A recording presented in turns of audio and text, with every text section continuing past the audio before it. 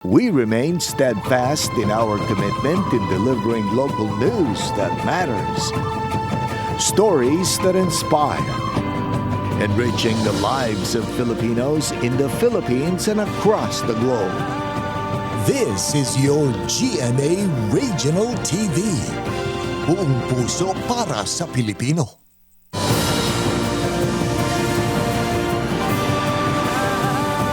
Ini ang GMA Regional TV 1 Western Visayas.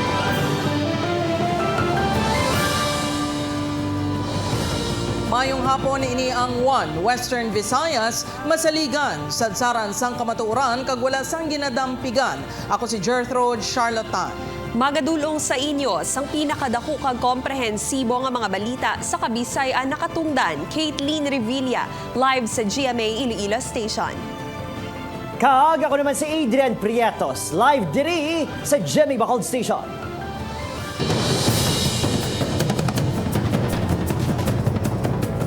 Mga kapuso transport groups gikan sa syudad sang Bacolod kag Iloilo nagpatigayon sang hublag protesta sa atubang mismo sang opisina sang LTFRB 6. Pagpamatok sa PUV modernization kag pag-phase out sang mga unconsolidated nga PUJ, hugot nga ginapakigbato. Mga puso, mga opisyales sa ahensya ginhangkat kag ginpakalaot sa mga nagprotesta. Nakatutok, John Sala. Wala ka pa sa galuoy! Ang tagipusoon nyo, isa ka demonyo! Diskan balanyo na na! Gapabungol-bungol ka mo! Nagapabulag-bulag ka mo! Talulupang doon ang ining nga lalaki nga nakasuksok sa ang costume ni kamatayan nga nagasimbolo kuno sang sektor nga nagaduso sang PUV modernization programa kag isa kalungon nga nagasimbolo naman kuno sa mangin kapalaran sa mga driver kag operator sa idalom sang programa sang gobyerno. Ini ang kabahin sa hublag protesta gipatigayon kay ina sang aga sa mga lider sang transport group sang Iloilo kag Bacolod City sa atubang sa opisina sang Land Transportation Franchising and Regulatory Board 6. Pagpakamalaot, mga hibabunot kag gusto sa ginakabig pagpamigo sa ila kinamatarong ang ginsinggitan sa mga grupo. Para mabalaan nyo! Indulaan nyo kami mga buyan! Pasulod ka may manelas! Sino ba may eskwiranas ka ba lang? Matampukan ka sa utang! Marumduman niya ginanunsyo ni Presidente Ferdinand Marcos Jr. nga wala na sang extension ang December 31, 2023 nga consolidation deadline nga kabahin sa PUV modernization program sang gobyerno. Ang declaration ni President BBM na hasta na lang kita sa December 31, 2023. Pahayag kita o hindi? May mga patutsada kag pamahog pa ang mga nagpakigbahin sa protesta sa mga opisyales ng LTFRB 6. Mga ka mo! Dapat sinyo pang Oh! Saan tawag lang iswasyon naman subong? Kahit kung maayo lang ginabuhat ninyo, hindi kami magsilingit res! Lakip man sa ila ginapanawagan ang mahatag ng ilang subsidy nga tubtob sa karon, wala pa kuno nakalabot sa ila. Suno kay LTFRB 6 Legal Officer nga si Attorney June Altura, wala na ini namag-o sa sentimiento sa mga nagprotesta umpisa sang ginpakilalang PUV modernization. Apang suno kay Altura, wala sila sang may mahimo sa regional office kundi ipatuman ang kun ano man ang nakasugtan kag ginmando sang central office. We will just implement the guidelines that are handed down to us. So, kung hindi na mangin beneficial sa mga kauturan nato ng rally, ginakasubo naton, but we have to implement all these regulations. Upod kay Cirilo Duque, John Sala. 1 Western Visayas.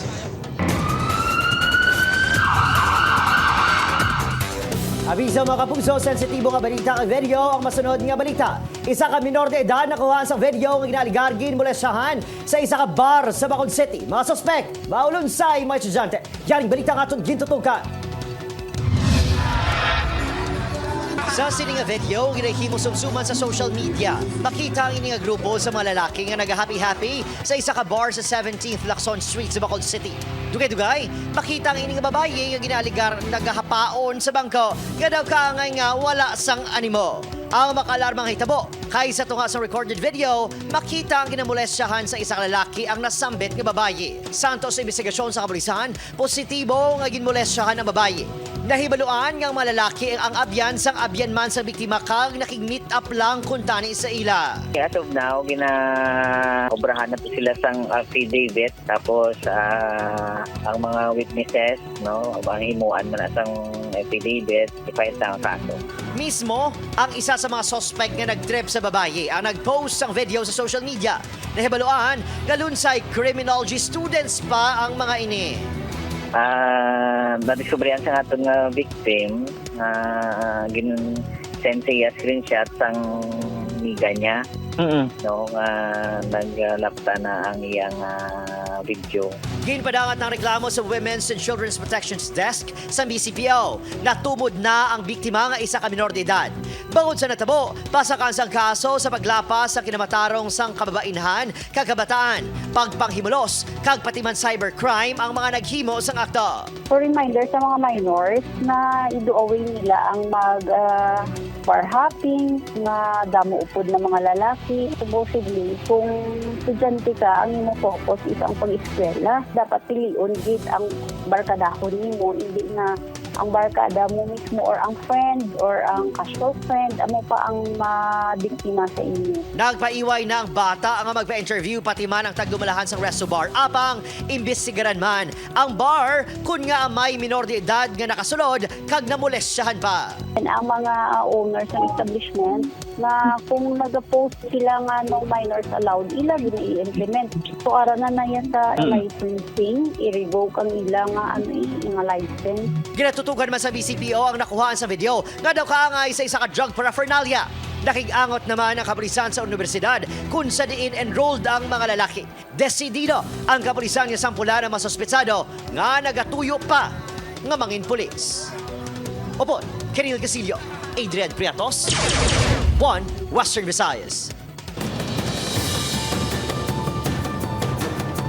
Mechanical trouble kag kapaltahan sa driver posible rason sang pagkahulog sang bus sa pila sa Hamtik Antique. Inibase sa paathag sang Vallecar Transit sa show cause hearing nga ginpatigayon kahapon suno sa LTFRB 6. Si John Sala nakatutok.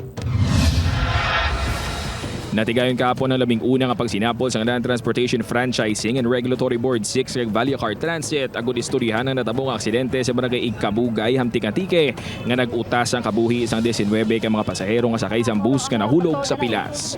Sino kay Attorney June Altura, legal officer sang LTFRB 6 ginako sang Vallecar Transit nga problema sa makina, preno kag kapaltahan sa bahin sang driver sang bus ang gintunaan sang aksidente.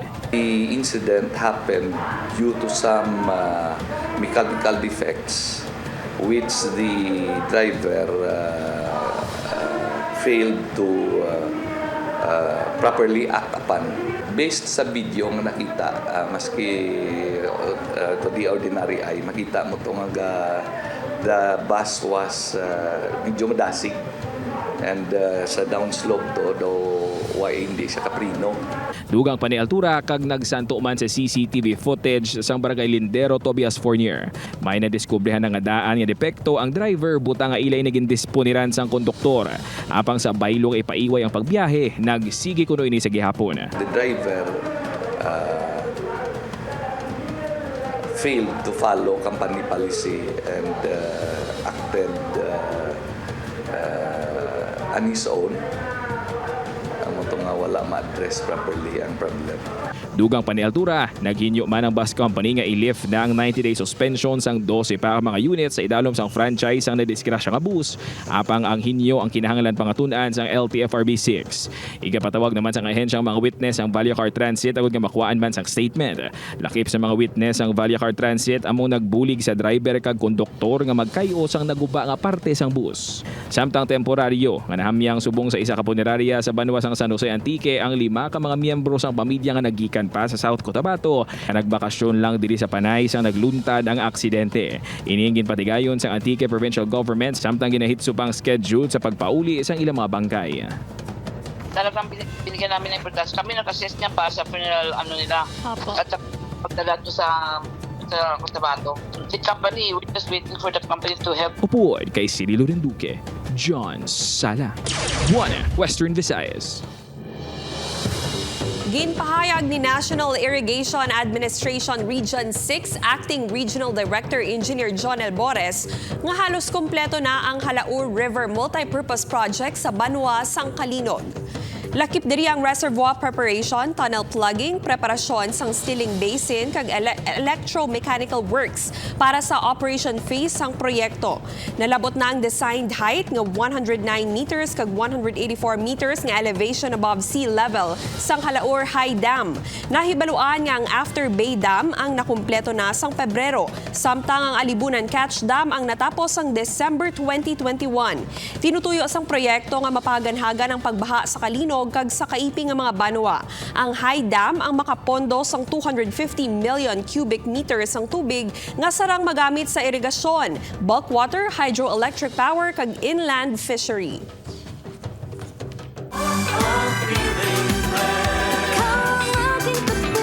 Pasko na mga pugo sa provincial capital sang Negros Occidental ginpasanag sang colorful Christmas lights and decorations. Nakatutok Eileen Pedreso. Napuno sang kasanag ang gabi pagkatapos nga ginpasiga ang mga Christmas lights kag decor sa sulod sang lagoon sa Negros Occidental Provincial Capital. Mas ginpatahong kag gindugangan pa ang mga dekorasyon sa sulod sang lagoon nga naghatag sang ihong sa mga bisita, kadungan man sang Christmas party sa Kapitolyo.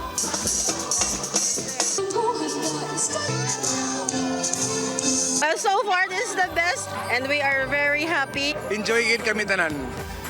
Present sa gihapon ang higante nga Christmas tree nga nahamtang sa tunga sang lagoon nga naghatag pagid sang Christmas feel sa lugar. Gani magluwas sa mga masalag na suga kag dekorasyon. Nagpauli nga feeling blessed na mga empleyado sang Kapitolyo pagkatapos gin-anonsyo ni Negros Occidental Governor Eugenio C. Lacson ang 55,000 nga bonus nga mabaton sa mga ini. Kadungan sa kaadlawon sang amay sa probinsya, nagalaom si Lacson sang masadya kag matawhay nga Paskwa. Let us continue to be grateful for the timeless gifts of Christmas, the warmth and love of family and friends, and the privilege of being able to share and give. Upoy Keruel Bangoy, Eileen Pedreso, 1 Western Visayas.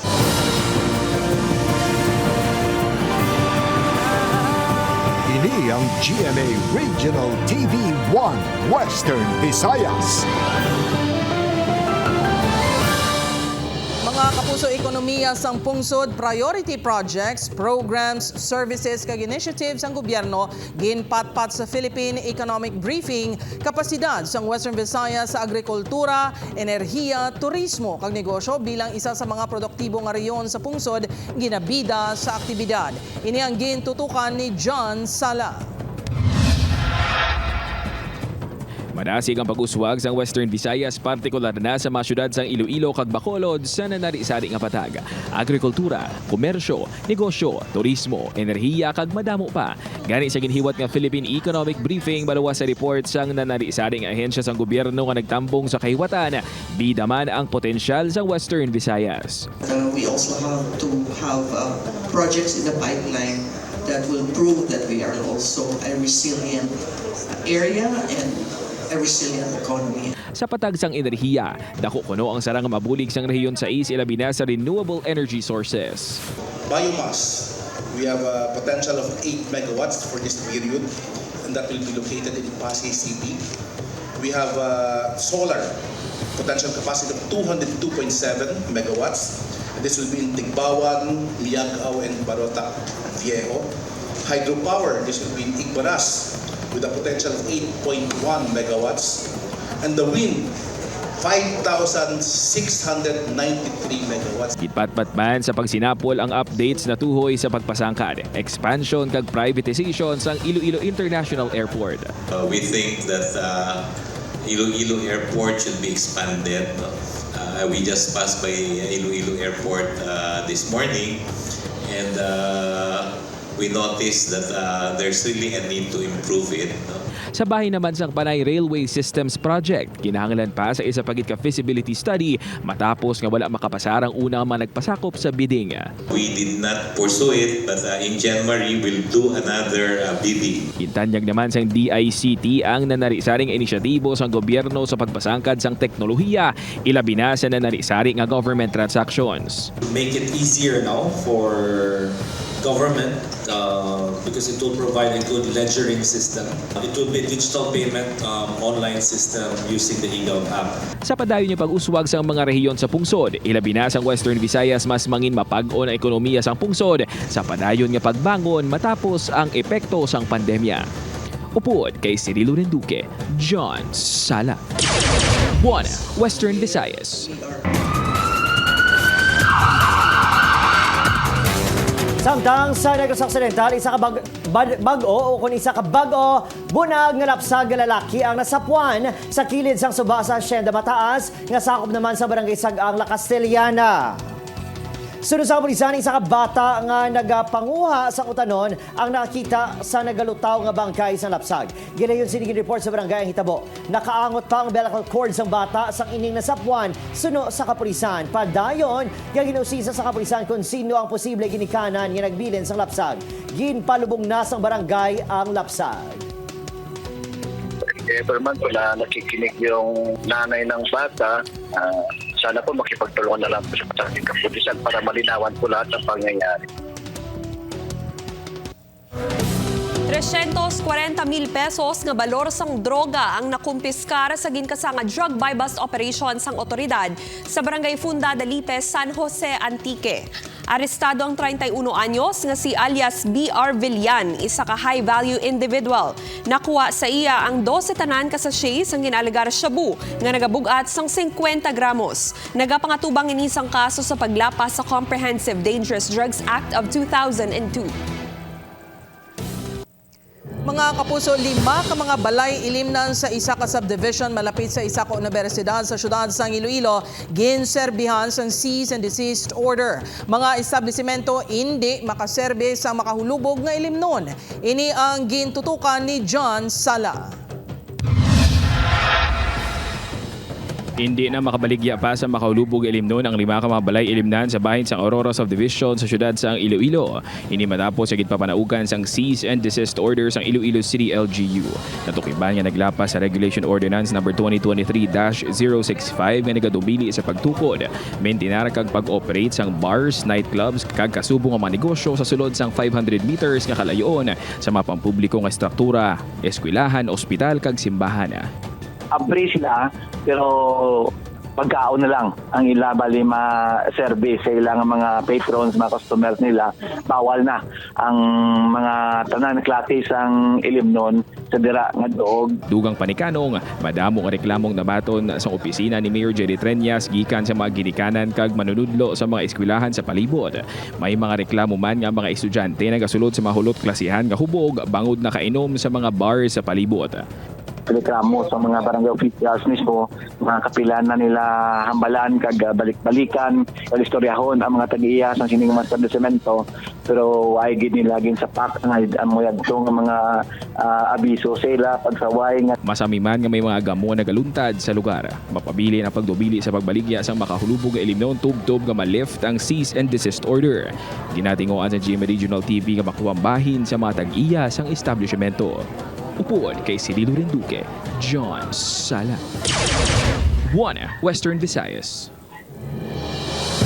Mga puso, 14 milyones pesos ang danyo sa ginbilin sang sunog nga nagluntad sa isa ka temporary warehouse sa satellite office sang kontraktor sang developer sa Upper East District sa Barangay Villamonte, Bacolod City kahapon. Naglawig sa isa ka oras antes nga napalong kalayo nga nagluntad kahapon sa hapon. Wala man sa may nasamaran nga mga tinawag ang construction workers sa palibot. Padayon pa ginahibalo sang BFP ang gitunaan sang kalayo. Samtang hugot naman nga ginapahanumdom sang BFP sa mga publiko o kung sa publiko nga si Keron Gid ang ilang mga propiedad antes magbakasyon subong holiday season. Siguraduhon man nga wala sang wires nga guba ilabi na nga faulty electrical wiring sang masami ginatunaan sang kalayo.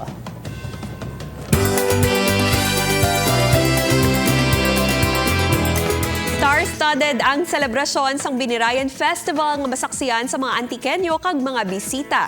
Inibangod sa natala nga partisipasyon sang Kapuso Stars sa kapiestahan. Sa Lunes, December 18, bantayan sa Herlene Budol, Radson Flores, John Lucas, Kaloy Tingkungko kag Pepita sa Kapuso Artist Participation sa EBJ Freedom Park sa San Jose. Ang kasadya ang magasugod alas 8 sa gabi. Samtang sa Martes, December 19, hindi naman pagpalampasa ang pagpakigbahin nanday Kelvin Miranda, Prince Clemente, Rahil Biria, Kokoy de Santos kag nanday Kiel kag Vito Gecko sa Linay kang Antigua 2023 nga hiwato naman sa EBJ Gym sa San Jose alas 8 sa gabi. Mark your calendars mga kapuso sa duha ka gabi nga pagkinasadya upod sa Kapuso Stars.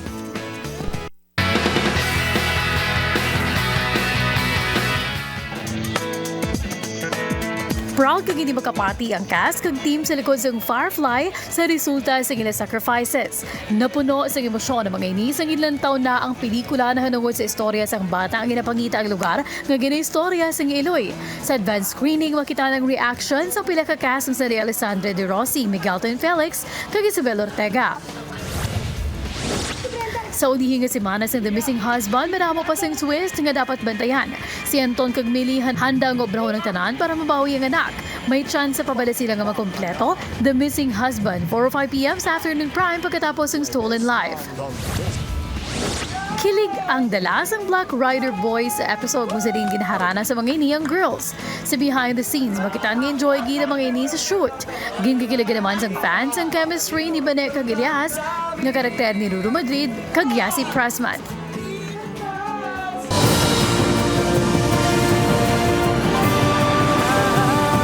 Ini ang GMA Regional TV 1 Western Visayas.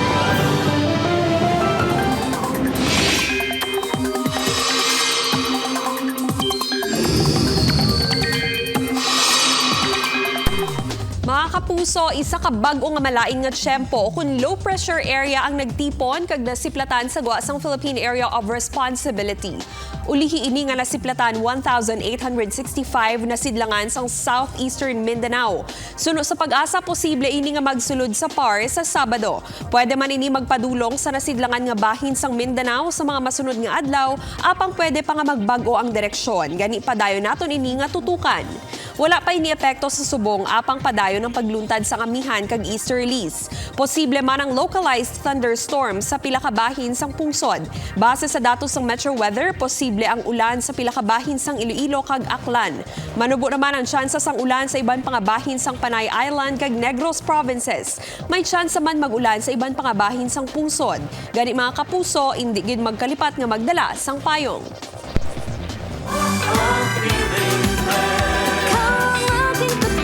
Kapuso Ari Bilib, criminology student sa Bacolod City nga nag-untat. Ginasaluduhan sa iya paghimakas nga makabalik eskwela.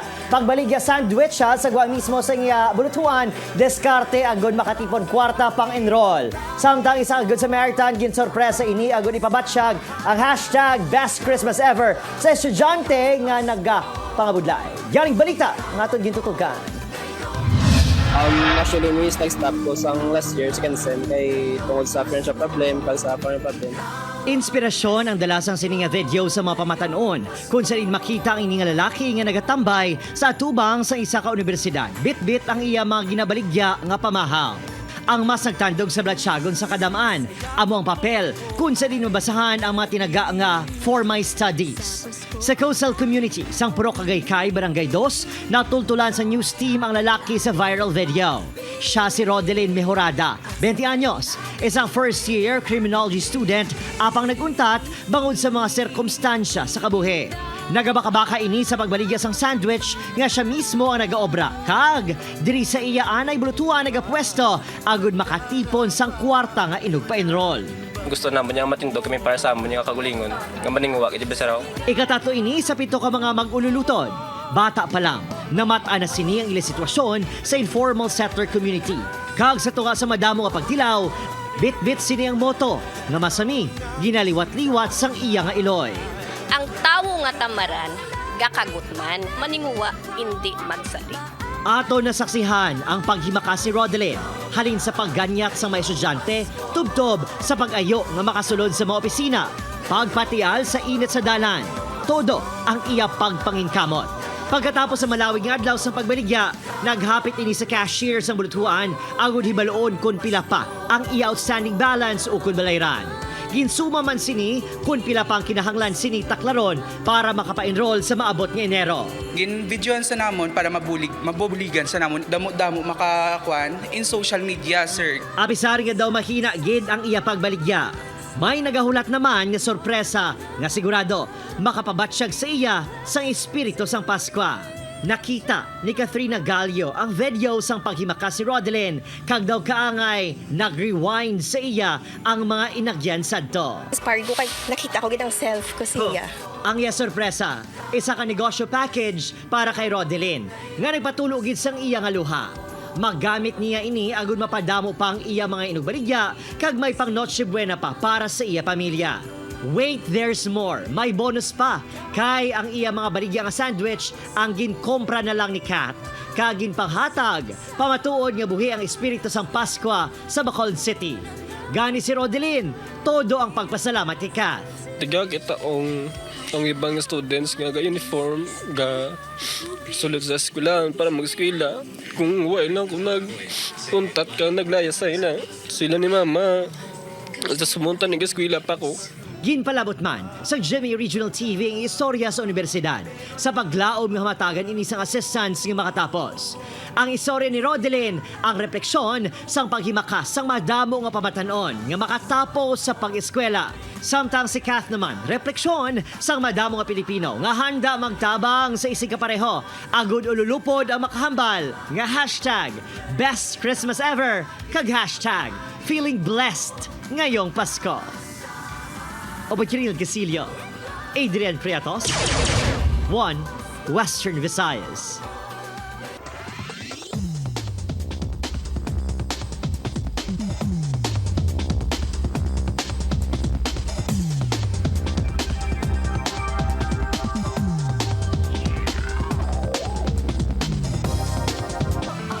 Mga kapuso, 11 kaadlaw na lang, Pasko na. Sa aton mga kapuso diri sa Western Visayas ug Subuman, sa aton mga kapuso abroad, madamo nga salamat sa pagtutok ako sa Eden Prietos. Kapuso, mag-isa kita kagibaluon ng mga balita tungod Local News Matters. Ako si Caitlin Revilla. Kaga ko si Gertrude Charlatan, ini ang 1 Western Visayas, bugos nga puwersa para sa mas dako nga misyon kag mas masangkan nga pagserbisyo sa pungsod.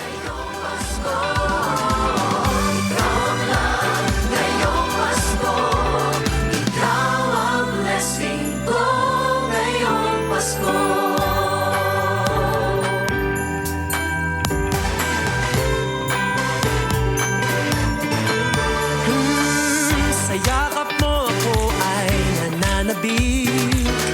Sa Pasko ang tanging kong hiling. Ikaw ay aking laging makapiling. At sabay natin awitin